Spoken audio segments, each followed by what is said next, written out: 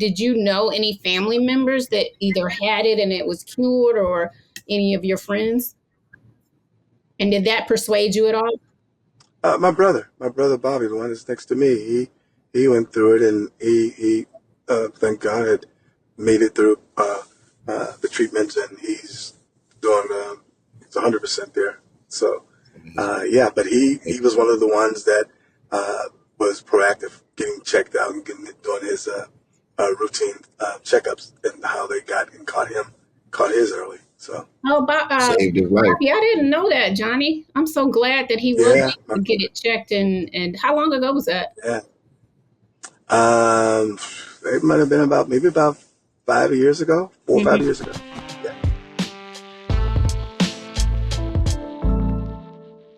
What's up, everybody? It is your girl, Shanti Das. Welcome to season 2 of the Mibo Show. Yes, we are in full effect. And if you have not checked us out, please do. Remember, you can watch us or hear past episodes of the Mibo Show on YouTube and all audio podcast platforms. And this week, we are back with another informative conversation with two men that I have admired for a really, really, really long time, and one man that I just met who I admire the work that he is doing.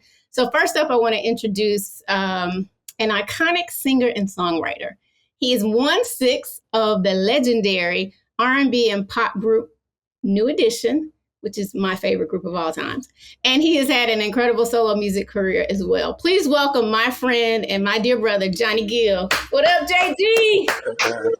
I could have been the lead singer if Ralph had left.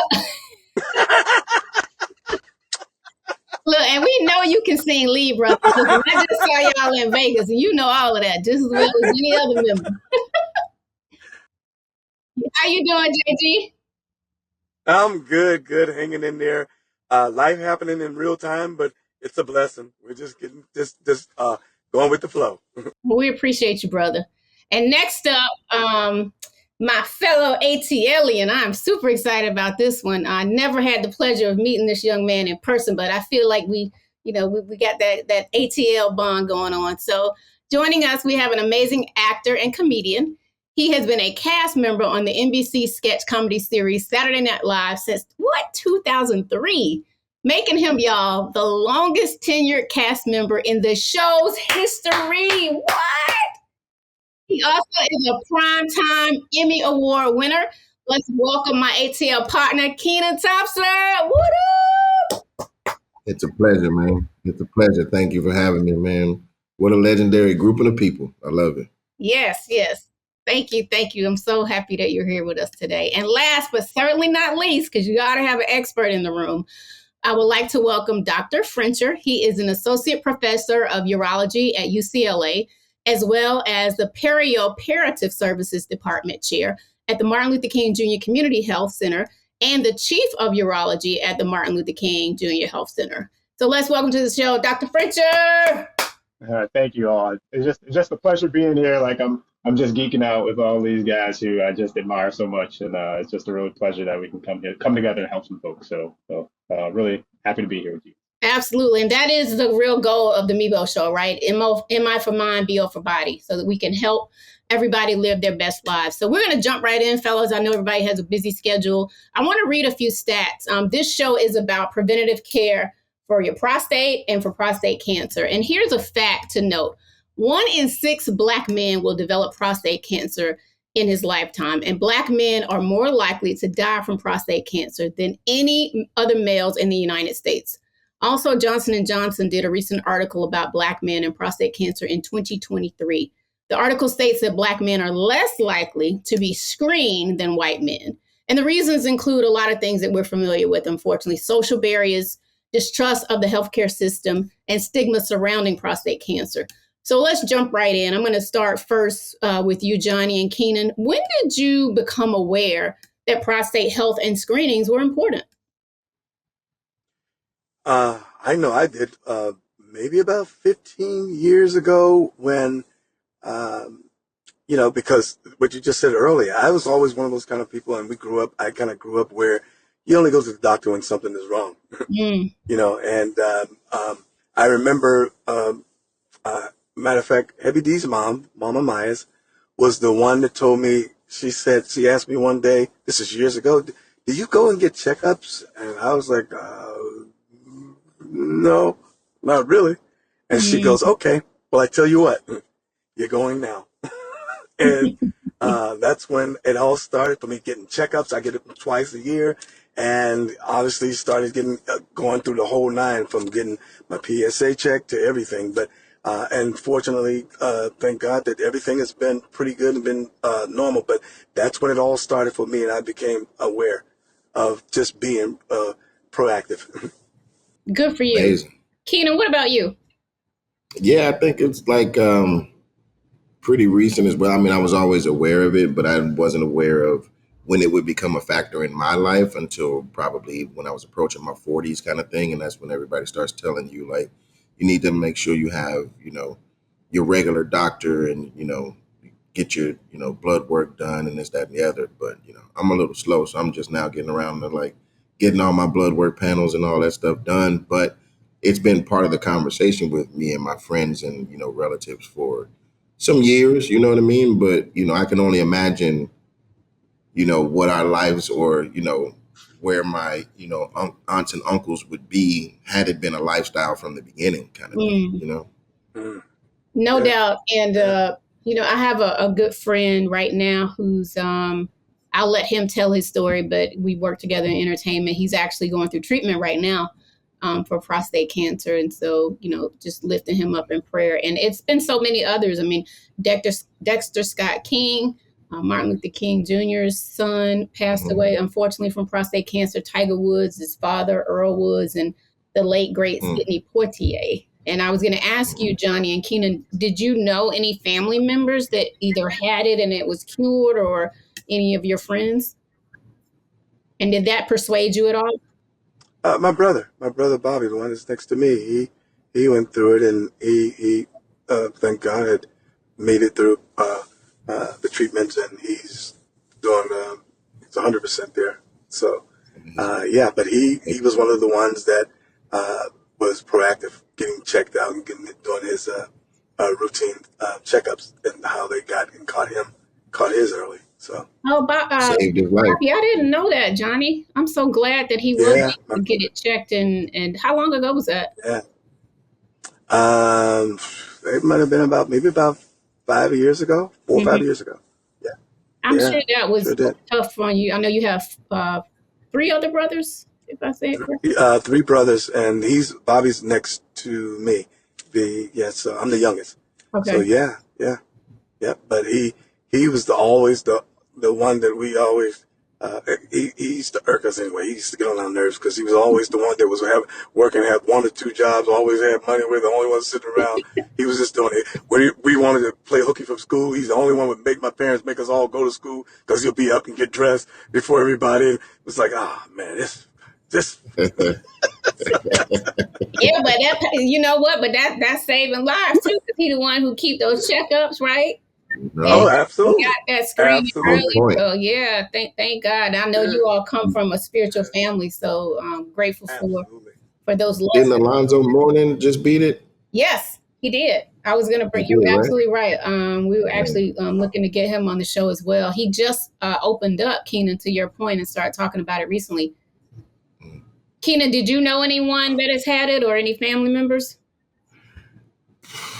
Not too close, otherwise it would come to mind. But okay, I know it's definitely been a part of the conversation of like the Black male community in general. Yeah, absolutely. So y'all are definitely shining a light on it today, and we appreciate you. I want to get to some facts here. Let's bring Dr. Frencher, an expert, into the conversation. Can you tell us, Dr. Frencher, what is the prostate? And why do Black men suffer from and die from prostate cancer more than any other races?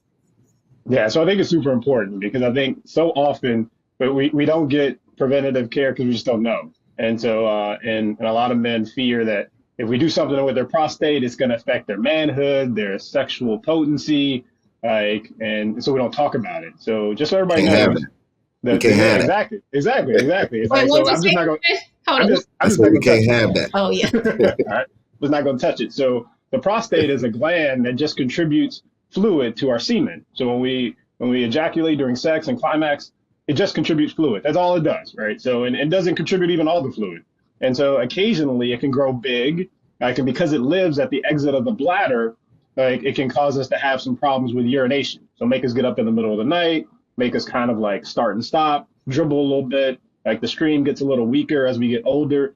And that's all normal. That's just normal aging in men, because the testosterone that we have causes the prostate to grow. The problem is it can also develop cancer. And that's what we're talking about today, right? It's really identifying prostate cancer early, like, and in order to do that, we have special blood tests. In the past, a lot of men didn't want to go get it checked because of the old finger wave, right? It's like, I got to go in, a doctor has to do something called a digital rectal exam where they place a finger up my rectum, like in order to feel the prostate to see if I'm at risk for prostate cancer. But that's way late in the game, right? If we can feel something, that's way down the road. So we have a blood test now to identify the cancer very early so that we can cure it. And the blood test is, one, not as uncomfortable as having, a urologist do a rectal exam. Like all the guys come in joking about like how big are your hands before you examine me kind of I thing, feel right? like SNL sketch coming on. and so right, and so now we have a blood test called the PSA, prostate specific antigen test, that can identify it so early that we can cure it 90% of the time that we find it. Right? Sometimes we don't even need to treat it, because we find it so early, we can watch it. So so men don't need to fear that we're going to impact their sexual potency, like their ability to have sex or their ability to urinate well, like just by looking for prostate cancer. And so it's really, really important that at the very least, like we all know. And I think the other thing that comes up a lot is that, in terms of why we die at higher rates, and it's because we don't talk about it. So even in my own family, I'm a urologist, and I didn't know some of my family members had prostate cancer until after the fact, until after they had gotten treated. And as men, we just don't talk about these things. And the most important factor, other than being Black, is if you had a family member who had the disease. So in order for us to help each other and protect each other from the disease, we actually got to talk about it. And so I give you guys a lot of credit for giving folks an audience today, to hopefully talk about what's going on in their own lives, but also what's going on in the lives of some of their family members. And so because it's really, really important. I think lastly, the other reason why men die at higher rates because we're Black is because we don't get access to good care. All right. So when I moved here to South Los Angeles, where I practiced from Detroit, there were only 2 urologists practicing in this community that's largely Black and brown. Wow. And it's about 1 million people here, and they're over 70 years of age. Right. And so folks aren't getting access to the best care. And in order to do that, we have to have more urologists practicing in our communities, and we need to have folks with better insurance so they can get access to the best doctors. Those are the things we need to see happen, because we know that if folks have access to good quality care, the differences in death rates go away. Like we've done really great studies in the VA and in clinical trials that show when Black men have access to the same care as white men, there is no difference. And that's powerful. So that's the reason. Well, and I go, like I said earlier, I do checkups twice a year.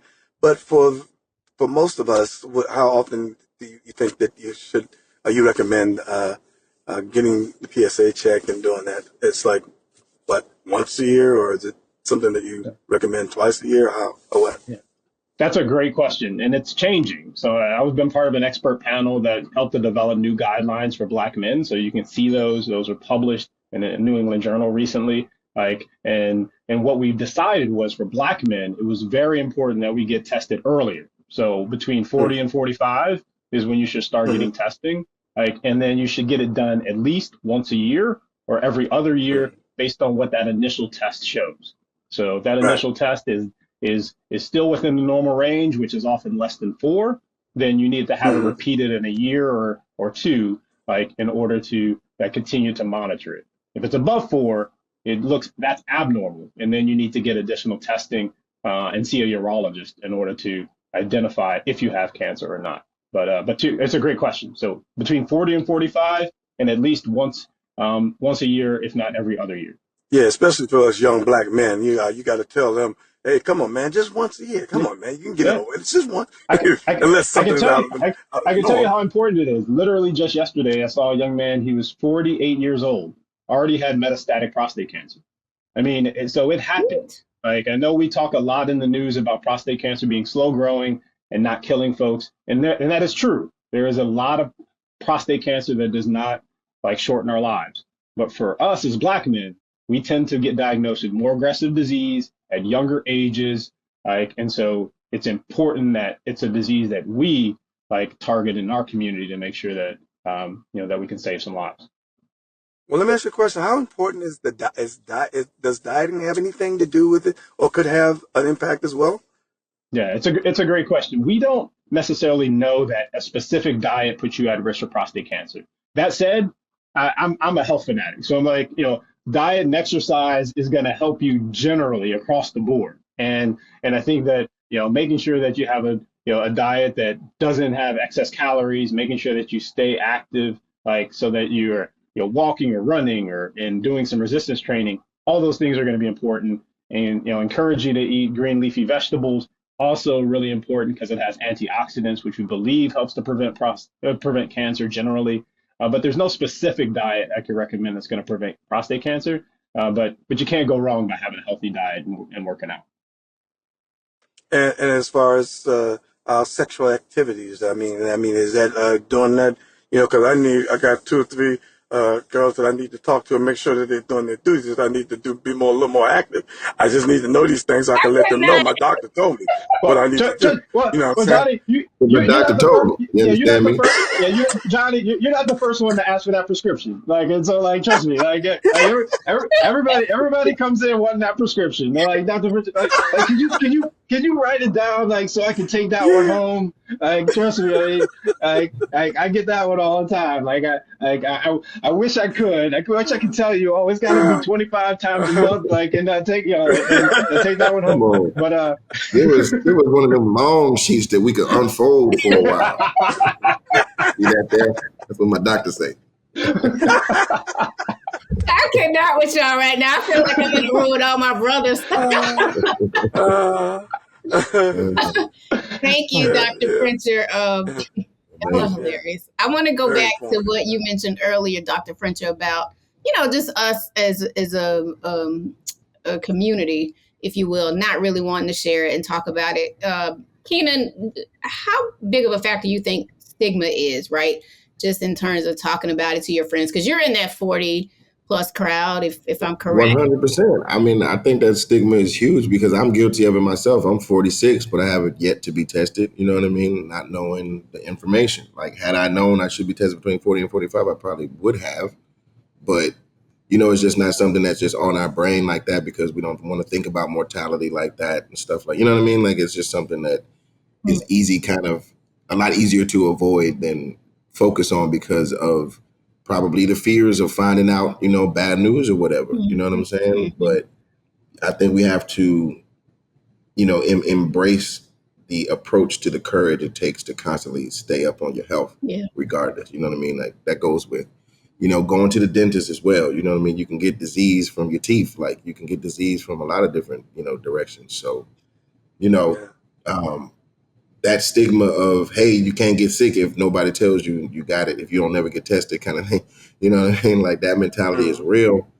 And I think we have to chip away at it with success stories. You know what I mean? Like it's nice to hear about Alonzo actually, confronting it and beating it. And, there's been a lot of brothers over the years that have confronted. And Johnny's brother, Bobby. Yeah.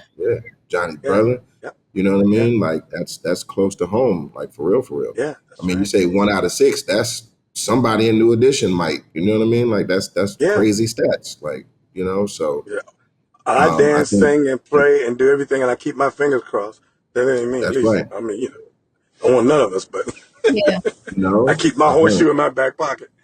100%. You got to. No, you're right. You're right, Kenan. Yeah, access to the knowledge, I think, is important.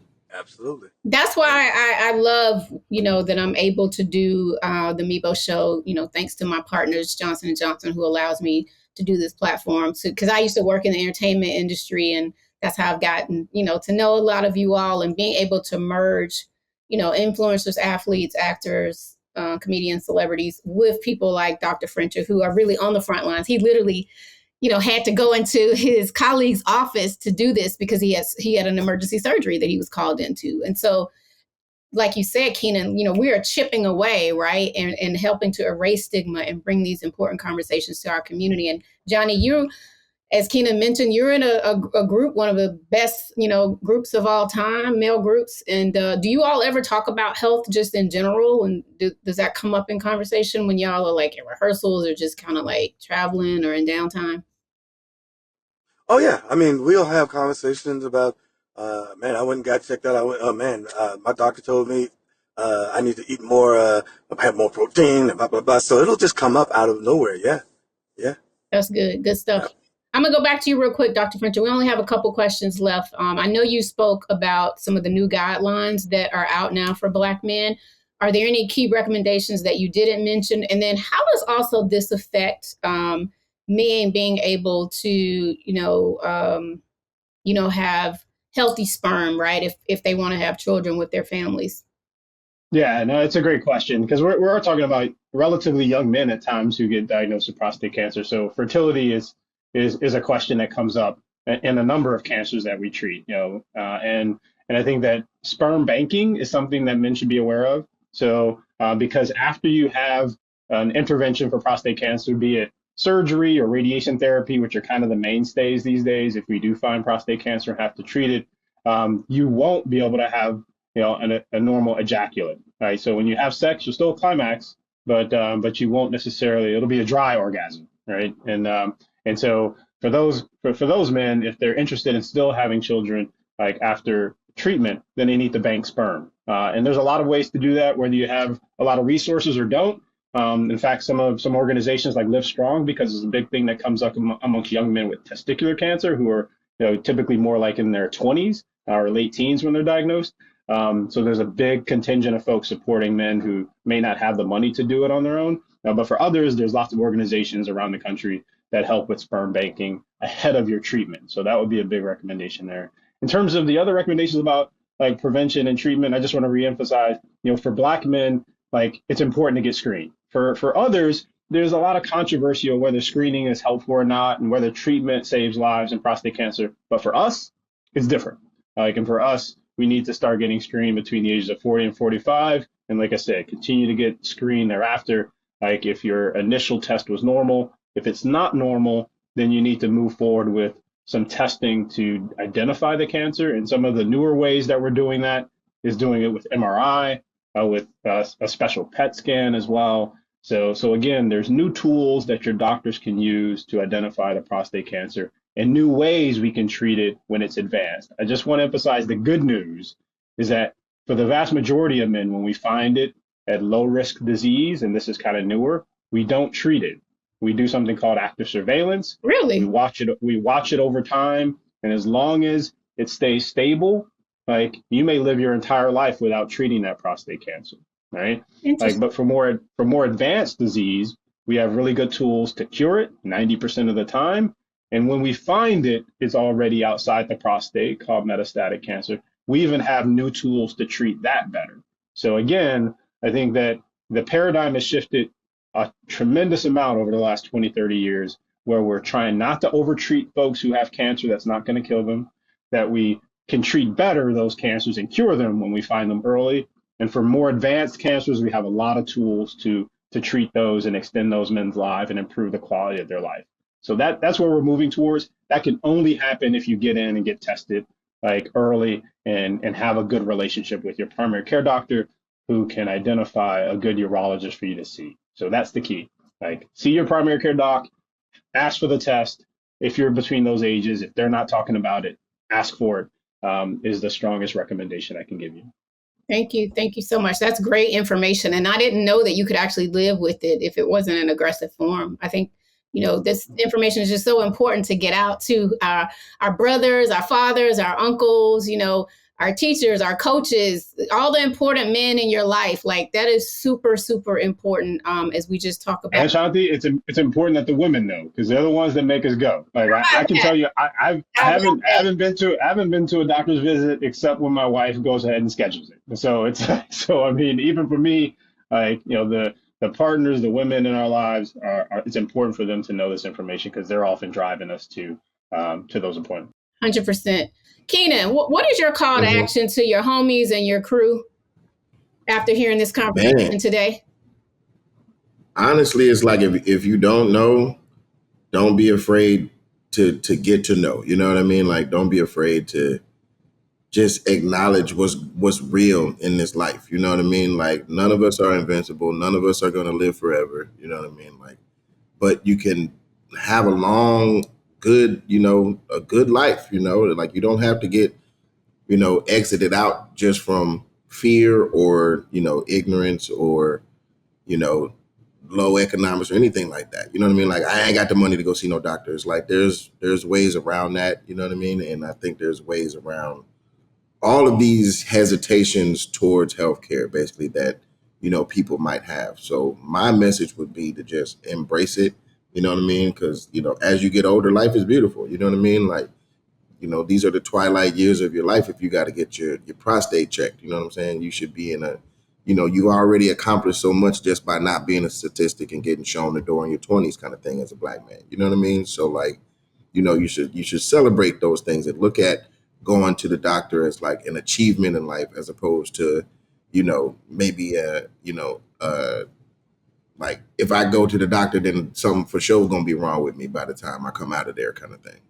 Absolutely. And I just think it's so great, Kenan. You're my first comedian that I've had on the show, and I hope you go back and take this information, to your homies, to your crew. Yeah, It's just so important that we get this information out. it really is important.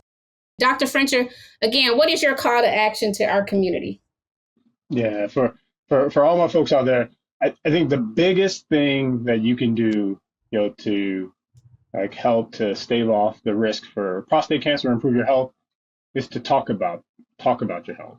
Like, share your experiences, share your story, like, with each other, like, first and foremost. The second thing is get a primary care doc. So many of us do not have like a doctor who we can trust. Like, and there are plenty of ways to identify a doctor that that you can trust, that may look like you if that's what you prefer, that's in your community. So that would be the first thing. And I think the last thing is like if you didn't know before today, now you know, right? That it's important for you to get screened for prostate cancer if you're a Black man between the ages of 40 and 45. So if you haven't done it, go and do it. Like, don't be afraid. Like, man up, get the test. Like, and if you need help after you find out the results, you can find a urologist that you like. You met one today. Like, I'd be happy to help you guys. All right? Yeah, you're like the rock star of prostate, Dr. Frencher. Like, I'm for everybody to go follow you on social media and reach out to you, because you have really blessed us with all this information. So the last question that I have to ask every guest who comes onto the Mibo show, because, it is about just taking care of your mind and body, but feeling good about it. And music is something that always stimulates me. So I'm going to start with you, Kenan. What song stimulates your mind, right? And then what song soothes your body for Mibo? So what song stimulates your mind and what song soothes your body? I'm a hyper Outcast fan, so like, it's always in my playlist. You know what I mean? And like, I listen to my recently played a lot playlist because I'm just an Apple guy. I'm an old man. I don't be on Spotify like that. We're not old. Chalky Fire is always playing. You know what I mean? It always keeps coming back around. Like, I've listened to like all their albums and like different ones, but like, for some reason, Chunky Fire just speaks to my soul because of where I was when I first heard it and what they're saying, where the A was when it first came out, and like what they're trying to say with that record, like, and how it ends with them like, winning the Source Award. Was it the Source Award? 1995. I was there with them. You know what I mean? And then having them put that on the album, it was just like, yo, Atlanta's having a moment. So like, it always makes me feel like, chicken noodle soup, like homemade kind of food, kind of feeling, basically. And then what stimulates my mind, I listen to a lot of different music. So it's always interesting to me, in the classic rock era when I listen to like, soulful white dudes, you know what I'm saying? Because like, they just was making real funky, like Hall real soulful kind of records. Yeah. I mean, Hall & Oates or any kind of like, Michael McDonald-y kind of thing. Because, no doubt. You can look at it as, culture vulturing a little bit, but at the same time, those guys got gifts. Like Michael McDonald can sing, you know what I mean? And like those are the kinds of things that like get my mind turning. Is like, you know, you gotta not judge a book by its cover, but at the same time, like anybody can take inspiration from anywhere, Yeah. you know what I mean, and create their own thing. I got a mean 80s, 90s playlist for you. I have to send it to you. You know what I'm saying? So feel free to share, you know, and obviously like I grew up on, you know, New Edition and people like, you know, the great Johnny Gill, you know what I mean, and those voices and stuff. So it's a little closer to home, so I don't have to think about it so much, but it intrigues me when I see people like outside of the typical doing, you know, things that sound so good to my ears, basically. I like that. Okay. I like that eclectic vibe and palette of music. That's dope. Thank you. You know? Johnny, can you hear us, my brother? Johnny's struggling. Pull up some. You got to pull up like 10 feet. I wanted you to crack a joke. I was waiting for that. You know, if pull up 10 feet, it'll change everything because the earth is moving. You understand? All right. I'm going to ask you this same question, Dr. Frencher. What song stimulates your mind and what song soothes your body? Yeah, I mean, stimulating my mind is almost anything Lauryn Hill. You know, and I think that lately, you know, I've been really listening to Nobody by Nas because she has the last verse on that song. And I think it really hits me. You were at the BET Awards? Yeah. I mean, I love it. And it really forces me to kind of really be introspective because she's really talking a lot about, you know, knowledge and how important it is to know, like, and so, yeah, I love anything Lauryn Hill, that speaks to my mind and gets me thinking. And then soul, you know, I also have a pretty eclectic group of things I listen to. I'm a beach goer. I love stand-up paddleboarding and surfing, and so I listen to a lot of Jack Johnson. Really? And so it's kind of what soothes me, you know. But also. But wait, hold up! I got to interject. You grew up in Detroit, in Detroit. Well, hey, like I said, in Detroit. I know. I was like, I mean, the Detroit River ain't no joke, but yeah, I never went in it. And so, you know, but once I moved to the East Coast, I actually started stand-up paddleboarding in Connecticut. And then when I did my fellowship at UCLA, that's when I started hitting the oceans out here. You know, so I've been kind of all over. But lately, like I've been listening to Lovely Day. I'll go old school before I was even born. And you know, that one's kind of I wake up to each morning. So it kind of soothes me and gets me ready for the day. Starts me off on a positive note. So that's my listening taste. I love that. That's dope. I would say for me, I got so many. But I would say stimulates my body. I'm gonna have to go with the home team. Usher, Lil Jon, Jermaine Dupri, the infamous song, Yeah. So you know, that gets me up every time. And then Peace Up, A-Town down. You already know. And then stimulating my mind, gosh, I love Sade. I like Nothing Can Come Between Us, and I love Love Is Stronger Than Pride. Because I feel like we let our pride get in the way so many times in life, and we just need to lead more with love.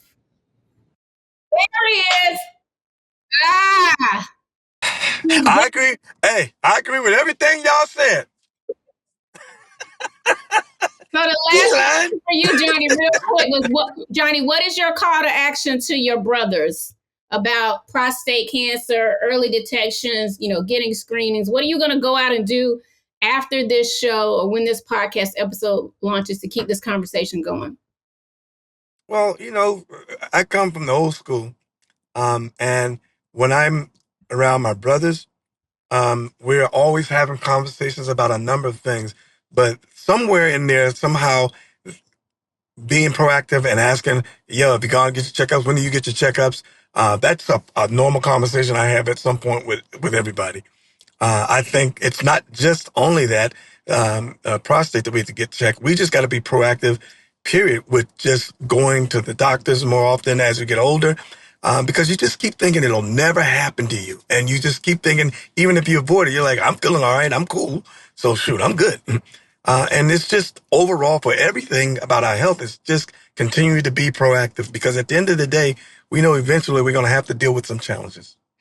No doubt, no doubt. And the last question that I had to ask every guest on the show, and when you were logging back in, Kenan was giving his props to New Edition. So what song stimulates your mind, MI, and what song soothes your body, the BO in MIBO?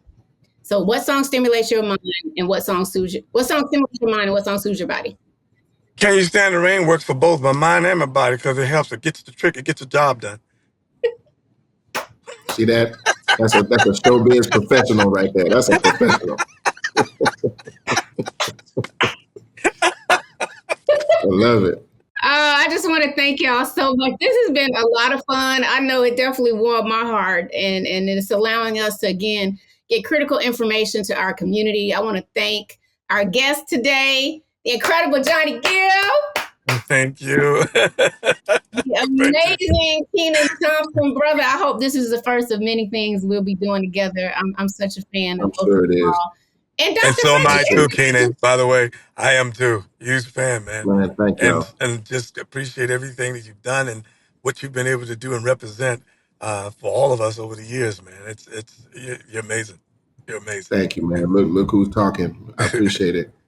And Dr. Frencher, I'm a fan now. I mean, I am just so impressed at your knowledge of the subject around prostate and prostate cancer, and more importantly, what you are doing in the community to save lives. So, y'all, I just want to, again, thank you all for being on the show. Thank you to our partner, Well, let me say to the doctor, too, I appreciate him and thank you. And by the way, Doc, you might be able to save me some money, because all my doctors are in New York and I live in LA, and I might need to get some hookups over here, because I'm tired of jumping back and forth. Tap in. Amazing. Kenan said, right. Tap in. I got you. Man. That's all you gotta do. All right. So make sure you can rate, subscribe, and tell your friend about the MIBO show. It's available on YouTube and all podcast platforms. So again, make sure you take care of yourselves and keep spreading love to the community. Peace out.